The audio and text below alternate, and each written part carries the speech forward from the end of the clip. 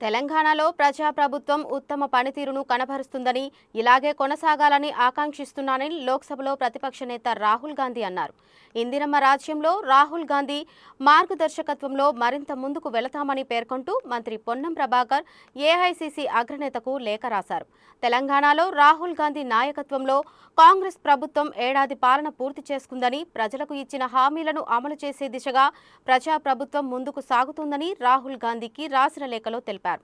పొన్నం ప్రభాకర్ లేఖకు రాహుల్ గాంధీ ప్రత్యుత్తరం రాశారు. హామీలను అమలు చేసే దిశగా సాగుతున్న తెలంగాణ ప్రభుత్వానికి అభినందనలు అంటూ పొన్నంకు రాసిన లేఖలో రాహుల్ గాంధీ తెలిపారు.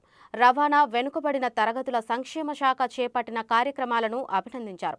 తెలంగాణ ప్రభుత్వానికి శుభాకాంక్షలు తెలియజేస్తున్నానని, ప్రజాప్రభుత్వంలో మంచి పనితీరు కొనసాగాలని ఆకాంక్షించారు.